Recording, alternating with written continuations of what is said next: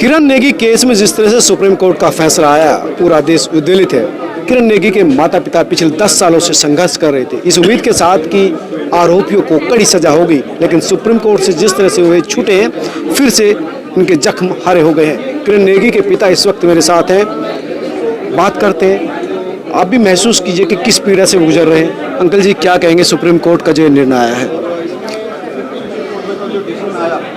Supreme court का निर्णय जो है वो मतलब बहुत गलत था, और माननीय जो जजेज हैं सुप्रीम कोर्ट में, उन्होंने एक गरीब आदमी को न्याय की जगह अन्याय में करा उनके मेरे साथ में, और वो तो इस तरह कर दिया उन्होंने सुप्रीम कोर्ट के जजों ने कि मतलब जैसे जले पे नमक छिड़कना। सुप्रीम कोर्ट का ये कहना था, उनकी टिप्पणी थी कि जो तथ्य रखे गए हैं, जो सबूत रखे गए हैं, जो चीज़ें दिखाई गई है, वो ये प्रूव नहीं कर पा रही।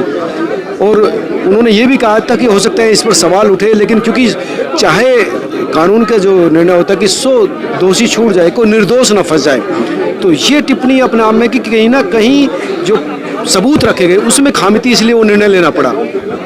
ये एक सिर्फ गोली देने वाली बात है। क्या सुप्रीम कोर्ट के जज वो 7 साल से उस फाइल को चाट रहे थे, और कल उनमें उसमें जो है कि सारी गलतियां नजर आई है, और वो इसी तरह उन्होंने मुलजिम को फ्री कर दिया कि जाओ आज़ाद हो जाओ।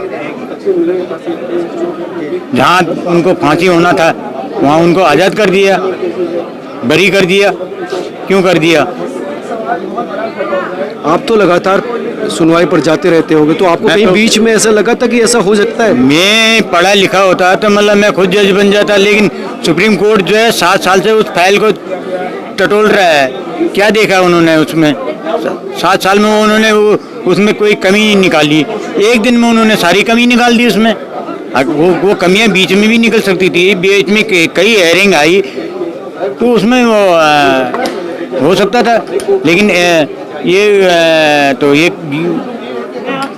कभी ऐसा महसूस नहीं हुआ कि सोची समझी रंजिश है? तो नहीं, रंजिश सुप्रीम कोर्ट किस से क्या रंजिश है? रंजिश है हमारे गरीबी के साथ में रंजिश करी है, मुलजिम के साथ में उन्होंने मुलजिम को फ्री कैसे कर दिया? ये मोबाइल गिर गया किसका? नहीं, वो रंजिश तो नहीं अंकल जी, ये तो नहीं कह सकते सुप्रीम कहीं ना कहीं तथ्यों को। लेकिन अब क्या रास्ता आपको दिख रहा है कि किस रास्ते पर आप जाएंगे? आगे कार्रवाई करेंगे। रास्ता अब जनता का साथ है, पब्लिक का साथ है। पब्लिक जहाँ से ले जाए, जहाँ ले जाएगी वहाँ जाएंगे आगे। पब्लिक में क्या हूँ, पब्लिक लड़ेगी, मेरे को पब्लिक का सपोर्ट है।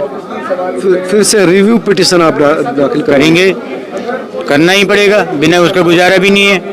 ऐसा नहीं होगा तो आज मतलब न जानिए आगे मतलब कितने किरण जो है कि बेटियों की सुरक्षा के लिए जरूरी है फिर से जाना कोर्ट। बिल्कुल, बेटी सुरक्षित नहीं रहेंगी। बड़े बड़े गाड़ियों पर इन्होंने लिखा बेटी पढ़ाओ, बेटी लिखाओ, बेटी पढ़ाओ। कहाँ से होगा? बेटी बचाओ कहाँ से होगा? जब सुप्रीम कोर्ट इस तरह डिसीजन देगा, अपना इस तरह फैसला देगा कि मुलजिमों को फ्री कर देगा, तो कहाँ से बचेंगी बेटियाँ? उनके तो हौसले बुलंद हो जाएंगे। क्या अभी भी जैसे अब मुलजिम छूट रहा है तो क्या डर लग रहा है? क्या बिल्कुल डर क्यों नहीं है? हाँ डर। आप ये बताओ कि जो लोअर कोर्ट में धमकी देते थे वो आज तिहाड़ से फ्री होने के बाद सुप्रीम कोर्ट ने आज़ाद कर दिया, तिहाड़ से फ्री होने के बाद क्या वो अटैक नहीं करेंगे? कहाँ कौन सा वो मतलब हॉर्न बजा के आएंगे? कौन सा मतलब जो है कि वो कहीं भी आ सकते हैं।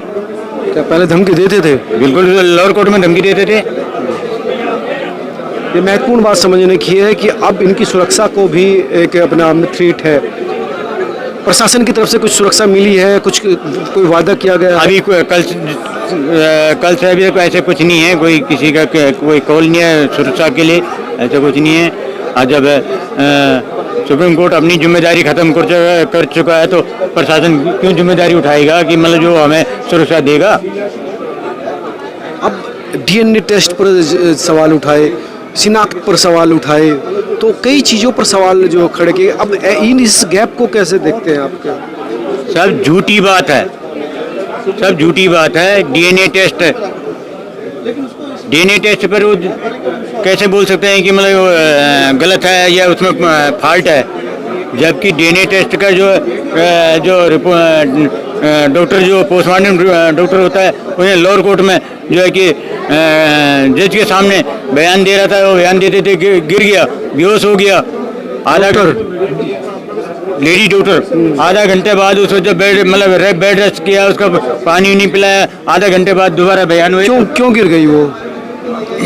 अब आप समझदार हैं। अच्छा, मतलब जज भी समझदार है वो सुप्रीम कोर्ट का, कि जो कह रहा है कि डीएनए टेस्ट में फॉल्ट है, कैसे फॉल्ट हो गया?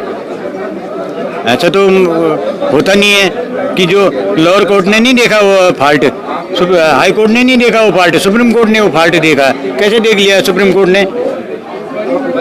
वो सोची समझी साजिश है कुल मिला के, इसके पीछे कुछ न कुछ है।